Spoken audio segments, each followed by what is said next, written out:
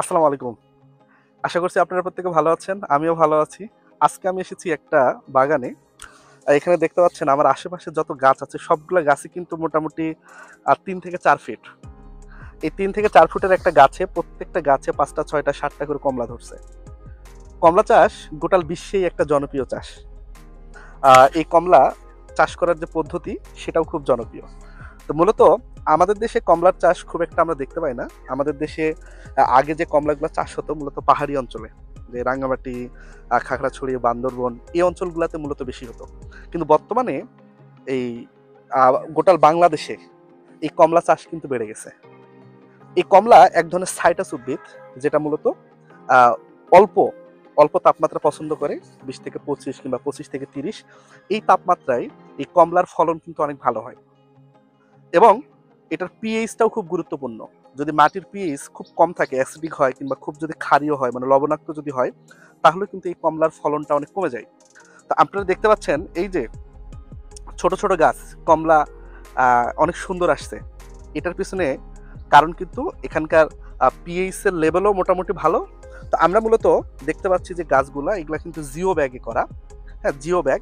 যে এই ব্যাগে করে কিন্তু আ আছে এবং যদি চায় যে ছাদ বাগানে অনেকে যদি গাছ লাগাতে চায়, তাহলে কিন্তু এই জিও ব্যাগ খুললেই এই গাছটা মূলত লাগানো সম্ভব।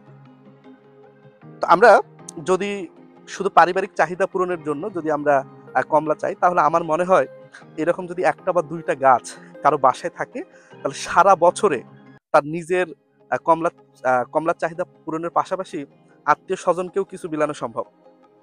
কমলাতে আছে প্রচুর পরিমাণে খনিজ লবণ। সবথেকে বেশি পরিমাণে যেটা পাওয়া যায় পটাশিয়াম, যেটা উচ্চ রক্তচাপ নিয়ন্ত্রণে অনেকটা হেল্প করে।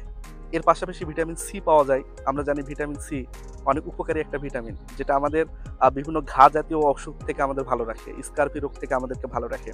যারা ওজন কমাবেন ভাবতেছেন, তাদের জন্য এটা একটা আদর্শ খাবার। কারণ এখানে ৮০ ভাগ পানি। ৮০ ভাগ পানি থাকার কারণে এটা কম ক্যালোরিযুক্ত এবং এটা খেলে আমরা কম ক্যালোরি পাই। ফলে ওজন কমাতে এটা সহযোগিতা করে। এটা প্রচুর পরিমাণ আঁশ থাকে। এই আঁশ কিন্তু আমাদের হজমে সহযোগিতা করে। কমলা চাষ পদ্ধতি। ১ম এ আমাদের ভালো চারাকে নিতে হবে। যেমন বলা হয়, ভালো বাবা কিংবা ভালো মা হলে ভালো সন্তান হয়। মানে চেহারার দিকে বলতেছি। ঠিক তেমনি ভালো মাতৃগাছ থেকে ভালো চারা সংগ্রহ করতে হবে। তারপর জমি, জমি জমিকে ভালোভাবে চাষাবাদ করতে হবে, গর্ত করতে হবে এবং প্রত্যেকটা গর্তে একটা করে কমলার গাছ। কমলার গাছের রোগ মূলত ছত্রাক জাতীয় বিভিন্ন রোগ হয়। আর ভাইরাস জাতীয় কিছু রোগ হতে পারে। তবে এগুলা নিয়মিত স্প্রে করলে, ঔষধ প্রয়োগ করলে এগুলা থেকে বাঁচানো সম্ভব বা এগুলা থেকে রোগবালাই কম হবে। কমলার গাছে নিয়মিত সেচ দিতে হয়। এরা কেমন আবহাওয়া পছন্দ করে যে বৃষ্টি হলো বা পানি পাবে কিন্তু ওই পানিটা জমে থাকবে না। যেমন অনেকটা যে আমরা কি পছন্দ করি যে রাতে বৃষ্টি হোক কিন্তু সকালে উঠে যেন রাস্তায় কাদা না থাকে। এরকম পরিবেশ যখন আমরা পছন্দ করি, সবাই পছন্দ করে। কমলাও সেম টাইপ পরিবেশ পছন্দ করে যে পানি দিবে, পানি থাকবে কিন্তু ওই পানিটা গোড়ায় জমা থাকবে না। গোড়ায় যদি পানি জমা থাকে তাহলে গাছে কিন্তু রোগবালাই বেশি হবে, গাছের ফলনও কমে যাবে। এমনকি গাছ মারা যেতে পারে।